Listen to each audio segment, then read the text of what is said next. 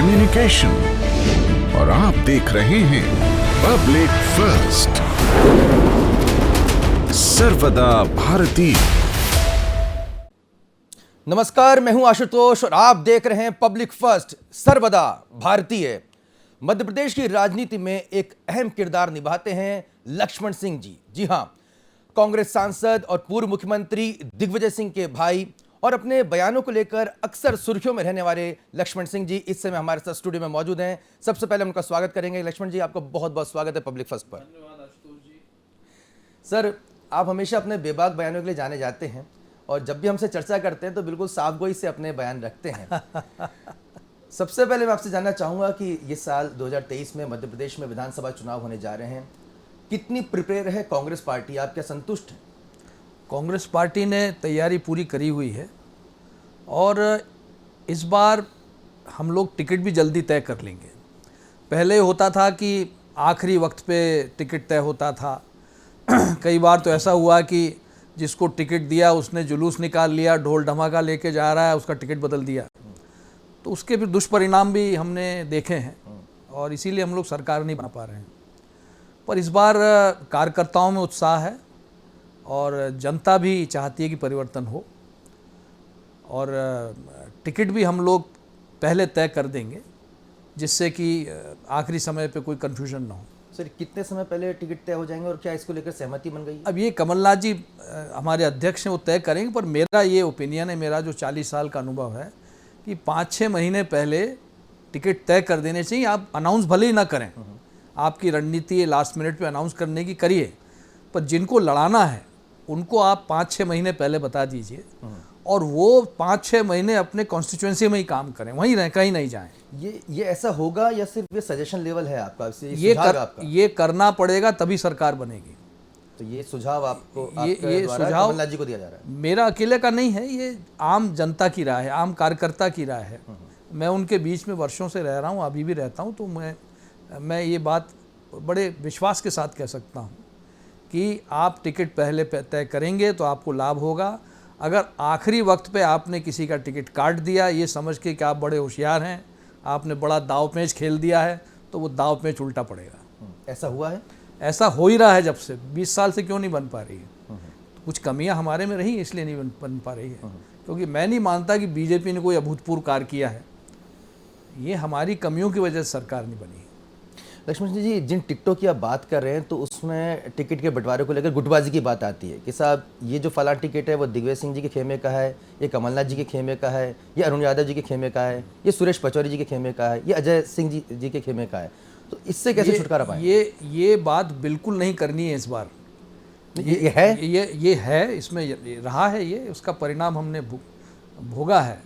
इस बार शुद्ध रूप से जो जीतने वाला प्रत्याशी है उसी को दें।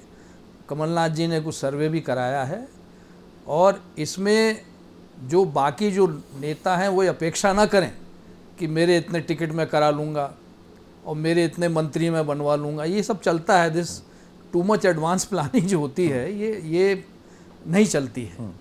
पार्टी के कार्यकर्ता की आवाज़ सुने, पार्टी का कार्यकर्ता क्या कह रहा है, बूथ पे जो काम करता है वो क्या कह रहा है, उसकी आवाज़ सुन के टिकट देंगे तो सरकार बनेगी, नहीं तो मुझे संशय है अभी भी सरकार बन जाए। आपको संशय सरकार संशय है अगर इस तरह का हुआ। अब जनता बदल देगी, जनता परिवर्तन लाएगी, वो हम उम्मीद करते हैं। जनता सबसे बड़ी ताकत है, लेकिन हमें अपना काम करने का रवैया भी बदलना पड़ेगा। तो ये जो सुझाव आप पब्लिक फर्स्ट के प्लेटफॉर्म पे दे रहे हैं, क्या पार्टी के प्लेटफॉर्म पे या कमलनाथ जी से चर्चा हुई होगी आपकी? तो आपने कई बार हो चुकी है, कई बार दे चुके हैं और हम उम्मीद, इस बार हमें पूरा विश्वास है कि वो ऐसा ही करेंगे। जी, कार्यकर्ताओं को यहाँ पर कार्यकर्ताओं की सुन के टिकट दें, ये इस बार होना चाहिए और हम लोग सुनिश्चित करेंगे कि ऐसा हो। एक अलग से एक कहा जा सकता है कांग्रेस के अंदर से या राजनीतिक गलियारों से बात आती है कि साहब चेंज ऑफ गार्ड होना चाहिए। प्रदेश अध्यक्ष जी हैं, कमलनाथ जी हैं, भावी मुख्यमंत्री उनको कहा जाता है। तो क्या कांग्रेस में मान लिया जाए कि Kamalnath ji face of the Congress party Madhya Pradesh में वही भावी मुख्यमंत्री बनेंगे या इसका फैसला विधायक दल करेगा? नहीं, निश्चित रूप से कमलनाथ जी ही मुख्यमंत्री बनेंगे। अध्यक्ष हैं और आज बहुत अच्छी एक रैली भी हम लोगों ने निकाली है और एक बड़े काबिल नेता हैं वो।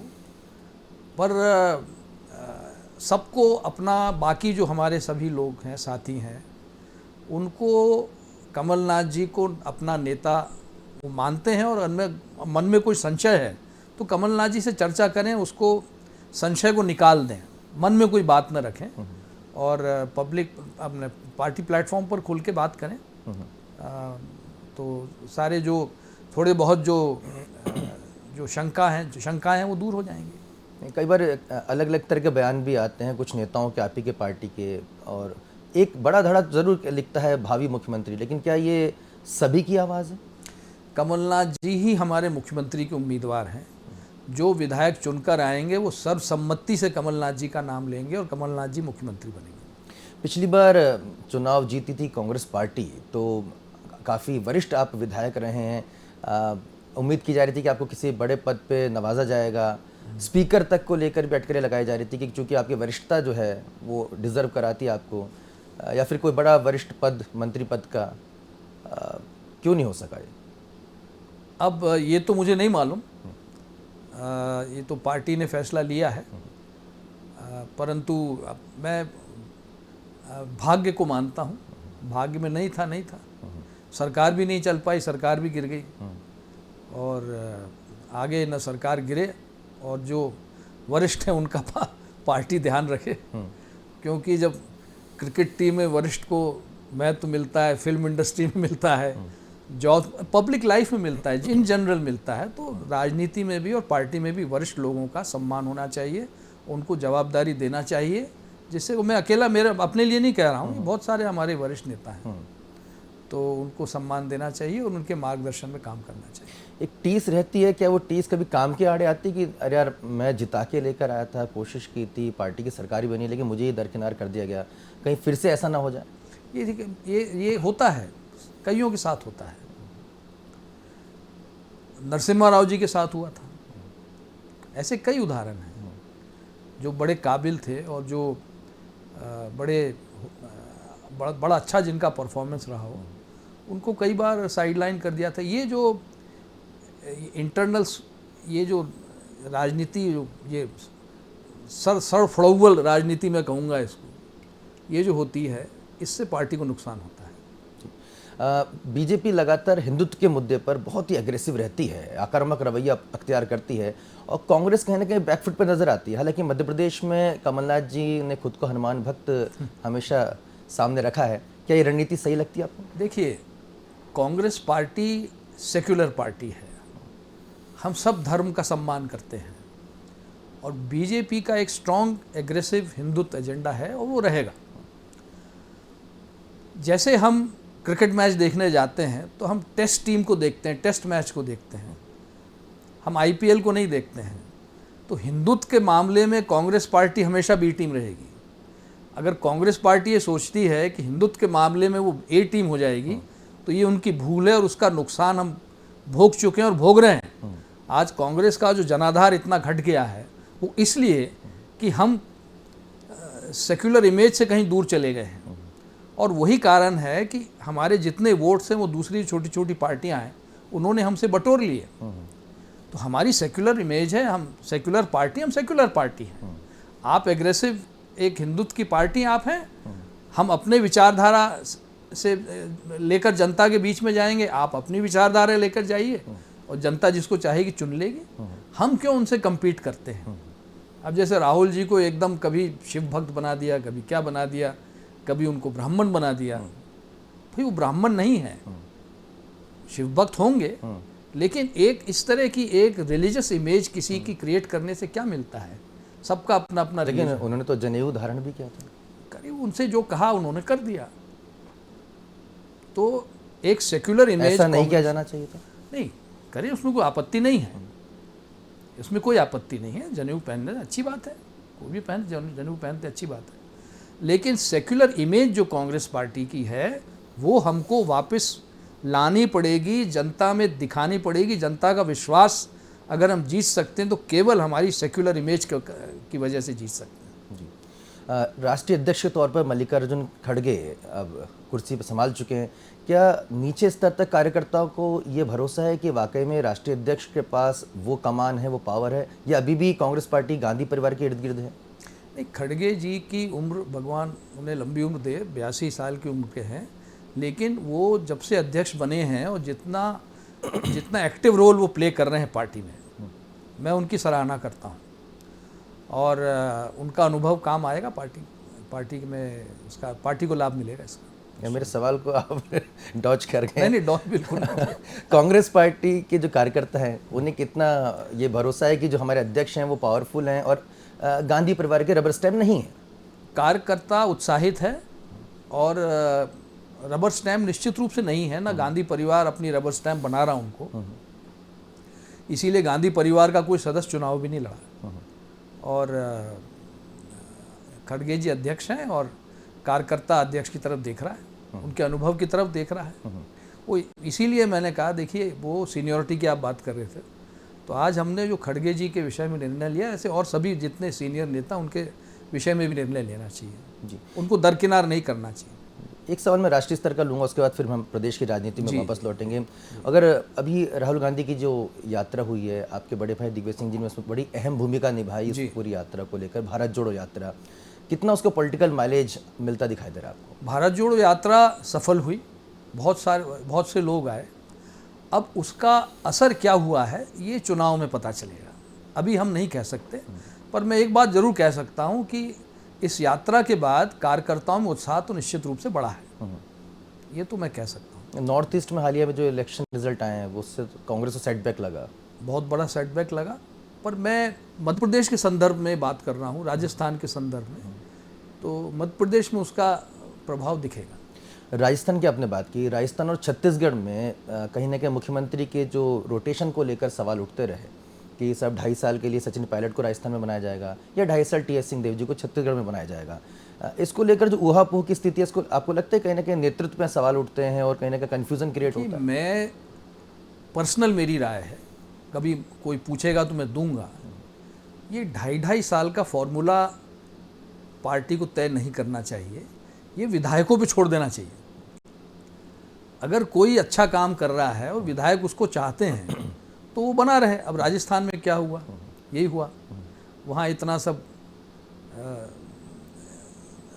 लोग नाराज़ हुए, विधायक नाराज़ हुए, एक अजीब सी स्थिति बनी, हास्यास्पद स्थिति बनी।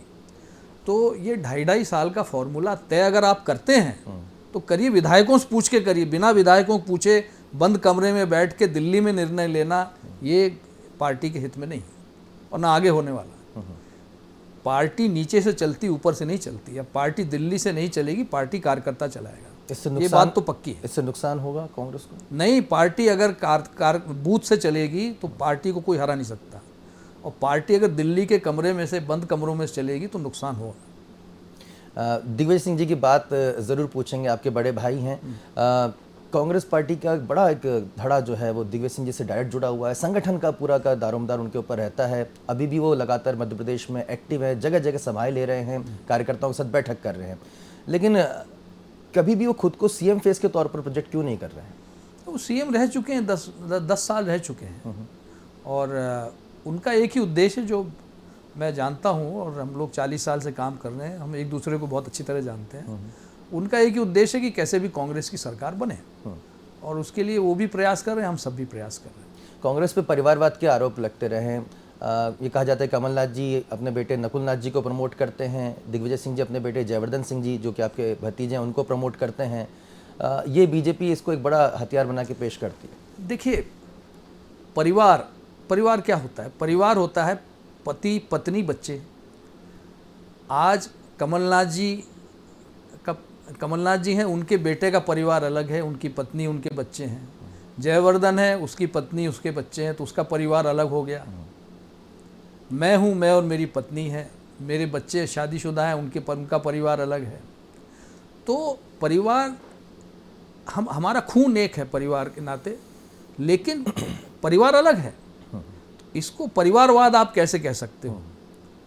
और परिवारवाद क्या भाजपा में नहीं है? कौन सी पार्टी में नहीं है? सब में है। लेकिन परिवार की संज्ञा होती है पति, पत्नी, बाल, बच्चा। भाई आधार कार्ड भी, आईडी भी सब बनते हैं तो उसी आधार पे बनते हैं ना, तो परिवार तो वो हुआ। अब एक परिवार में हम सब पैदा हुए हैं, हम हैं, रिश्तेदार हैं, भाई हैं, भतीजे हैं, तो इसमें परिवार का वो फॉर्मूला कहाँ लागू होता है? लेकिन इस परिवार में लक्ष्मण सिंह जी को इग्नोर क्यों कर दिया जाता है हर बार? क्योंकि दिग्विजय सिंह जी सांसद हैं, उनके बेटे आपके भतीजे पूर्व मंत्री रह चुके ठीक हैं। है, आपको लगता है कि एक ही परिवार से दो अगर किसी पद को हासिल कर ले तो कहीं ना कहीं आपको कुर्बानी देनी पड़ती है? ये ऐसा कुछ नहीं है, तो पार्टी का फैसला होता है, पार्टी तय करती है। और अभी पहले तो सरकार बनाए, उसके बाद ये बातें तो बाद में होती रहेंगी। इस बार श्योर है आप?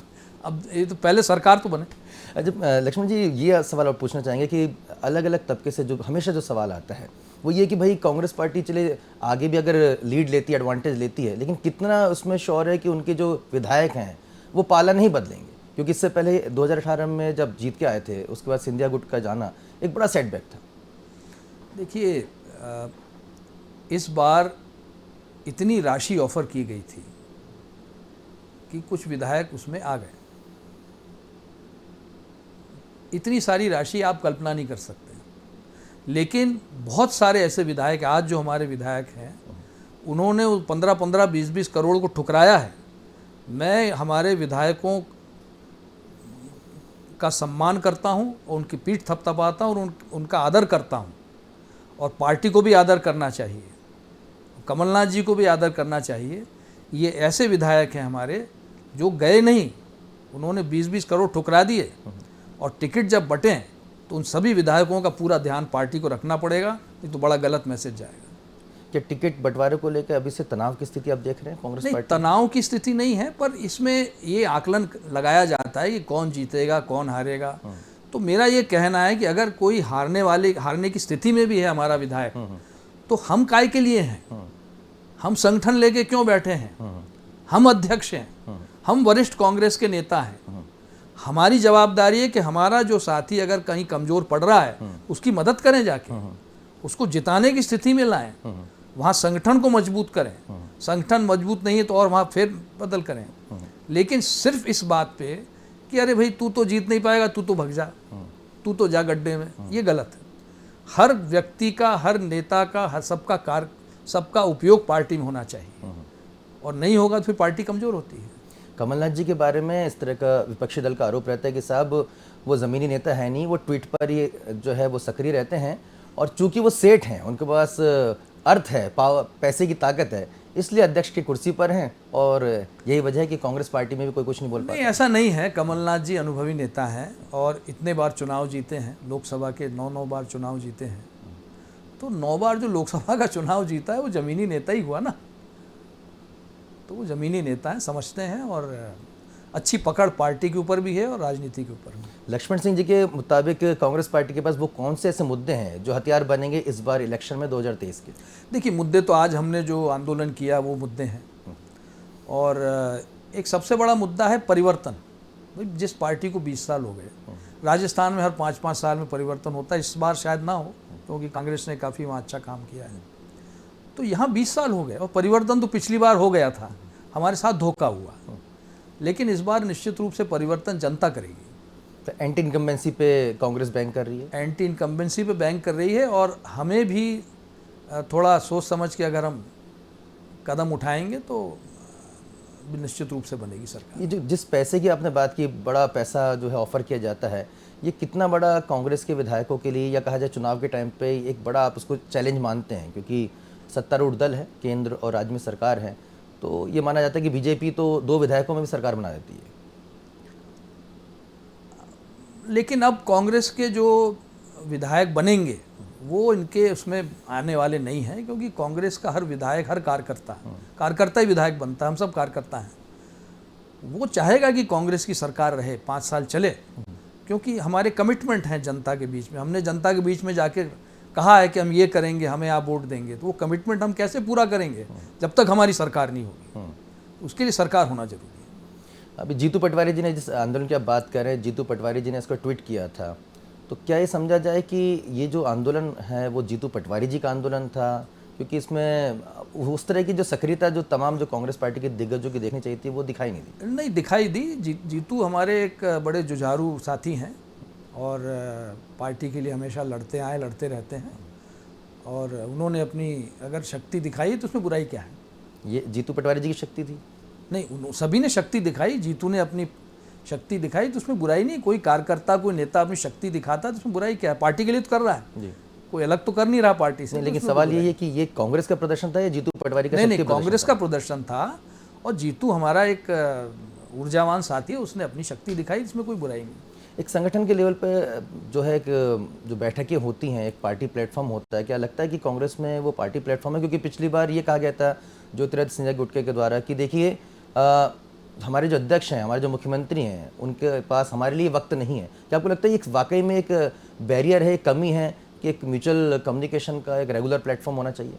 देखिए, ऐसा है कि कमलनाथ जी मुख्यमंत्री जब बने थे तो 15 साल बाद सरकार हमारी बनी थी, और मुख्यमंत्री के पास समय वाकई नहीं होता है। अगर मुख्यमंत्री अपने समय की कीमत नहीं समझेगा तो प्रदेश कैसे चलाएगा? तो जब भी हम मुख्यमंत्री से मिलने जाएं, आप भी जाते हैं अपनी मीटिंग करने, आपके कोई वरिष्ठ साथी हैं या किसी कंपनी में कहीं भी बिजनेस की मीटिंग करते हैं, तो आप टू द पॉइंट बात करते हैं, और समय उनका भी बचता है, आपका भी बचता है, क्योंकि आपका समय भी कीमती है। कमलनाथ जी अकेले का समय नहीं है, उनका तो है ही कीमती, मुख्यमंत्री हैं, लेकिन आप विधायक हैं, आप मंत्री हैं, आप कार्यकर्ता हैं, कुछ भी हैं, आपका भी समय कीमती है।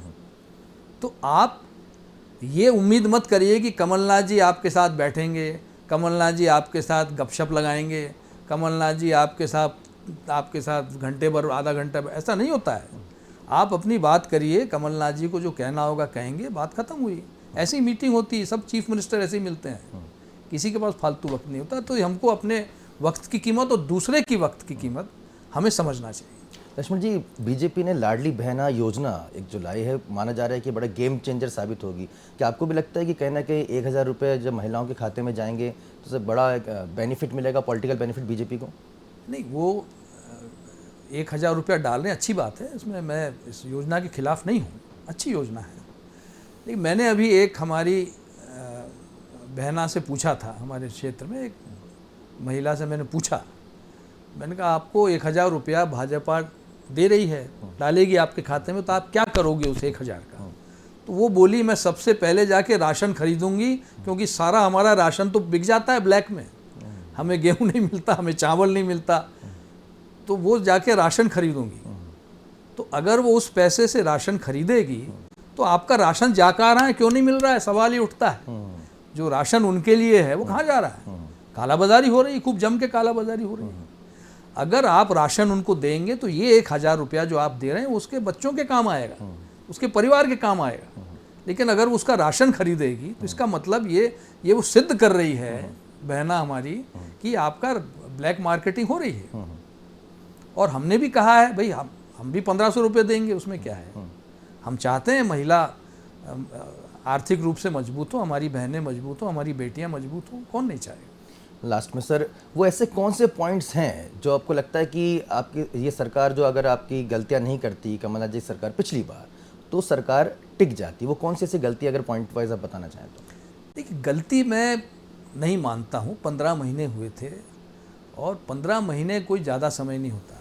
अब वो बार बार कहा जा रहा है कि ये 15 महीने में ये नहीं किया, वो नहीं। अरे भाई, तुमने 15 साल में नहीं किया, कई बातें तुम्हारी घोषणा पूरी नहीं की तुमने बेरोजगार भत्ते का कहा था, कहाँ दिया? तो तुमने 15 साल में कई काम नहीं किए, अब 15 महीने में तुम चाहते हो कि हम सब काम कर दें, तो वो संभव नहीं था। और मेरे ख्याल से कमलनाथ जी की इसमें कोई बहुत गलती नहीं थी। अब देखिए, हम सब इंसान हैं, थोड़ी बहुत हमसे गलतियां होती हैं, कुछ थोड़ी बहुत उनसे हुई होंगी, लेकिन इतनी बड़ी गलती तो नहीं हुई थी कि आप सरकार गिरा दो, आप पार्टी छोड़कर चले जाओ। तो ये ऐसी कोई गलती तो कमलनाथ जी ने नहीं की थी। सर, ऐसा कौन सा एक पॉइंट है आपको लगता है कि अब ये अगर घोषणा कर दी जाती है, जैसे पिछली बार कर्ज माफ़ी की गई थी, हालांकि उससे लेकर काफ़ी जो सवाल हुए हैं, ऐसा कौन सा लगता है कि कांग्रेस पार्टी अपने वचन पत्र में इस बिंदु को शामिल कर ले तो उससे फ़ायदा मिलेगा? देखिए, कांग्रेस पार्टी हो या कोई पार्टी हो, चूँकि हम कांग्रेस पार्टी की बात कर रहे हैं, तो वचन पत्र में जो हम कहें उसका अक्षरतः पालन होना चाहिए। जो पूर्व में कैबिनेट के निर्णय कांग्रेस पार्टी ने लिए हैं उनका क्रियान्वयन होना चाहिए। हमारा जिला चांचौड़ा बनाने का कैबिनेट का निर्णय पूर्व कांग्रेस सरकार ने लिया था, उसको लागू करना चाहिए। ऐसे कई सारे निर्णय हैं, उनको लागू करना चाहिए, तभी विश्वसनीयता बढ़ती है। और विश्वसनीयता हमारी अगर नहीं बढ़ी और ख़त्म हो गई तो पार्टी ख़त्म हो जाएगी। मुख्यमंत्री शिवराज तो लगातार सवाल उठा रहे हैं वचन पत्र के। हम भी उठा रहे हैं उन पे, हम भी उनके घोषणा पत्र पे सवाल उठा रहे हैं, वो भी जवाब नहीं दे पा रहे हैं। हम एक सवाल करते हैं, वो दूसरा सवाल करते हैं, जवाब दो ना। सवाल करना विपक्ष का काम है, मुख्यमंत्री का काम नहीं है। मुख्यमंत्री का काम है जवाब देना। वो सवाल अगर कर रहे हैं तो शायद आने वाले समय में विपक्ष की तैयारी कर रहे हैं और उनके सवाल का हम जवाब देंगे। तो इस बार माना जाए अगर कांग्रेस पार्टी सत्ता में आती है तो लक्ष्मण जी का जो किरदार है वो बड़ा होगा। नहीं, पहली बात तो ये है कि लक्ष्मण जी तो कार्यकर्ता हैं, हमेशा सभी हम सब कार्यकर्ता हैं, पर हम सब मिलकर प्रयास करेंगे कांग्रेस की सरकार बने। पर इसके लिए मैं एक बात बताऊं कि इतनी आसान डगर नहीं है, बहुत कठिन परिश्रम करना है और बड़ी चुनौती है। भारतीय जनता पार्टी अपने आप में एक चुनौती है, मैं इसको स्वीकारता हूँ। और सारे देश में उनके अधिकतर प्रदेशों में उनकी सरकार है और उनसे हमें लड़ना है और जीतना है। और जनता के आशीर्वाद से और आप सबके आशीर्वाद से हम जीतेंगे। पर चुनौती है, लड़ाई है और ये चुनाव की तरह लड़ना चाहिए। बहुत बहुत धन्यवाद लक्ष्मण सिंह जी, हमसे इस एक्सक्लूसिव चर्चा करने के लिए। उतनी साफगोई से, उतनी बेबाकी से हमेशा की तरह मुस्कुराते हुए इस अंदाज के लिए बहुत कांग्रेस के वरिष्ठ विधायक लक्ष्मण सिंह जी हमसे एक्सक्लूसिव चर्चा कर रहे थे। साफ तौर पर उन्होंने कहा कि कांग्रेस पार्टी को अभी बहुत मेहनत करनी होगी, चुनौती बड़ी है। संगठन को लेकर भी उन्होंने साफ तौर पर कहा कि चुनाव के दौरान जो टिकटों का बंटवारा है वो पहले किया जाना चाहिए, सीधे तौर पर कह रहे हैं। और अगर कार्यकर्ताओं की अनदेखी की तो कांग्रेस पार्टी को एक बार फिर सत्ता से दूर रहना पड़ सकता है। आपको हमारा प्रोग्राम कैसा लगा आप हमें जरूर बताइएगा। देखते रहिए पब्लिक फर्स्ट, सर्वदा भारतीय।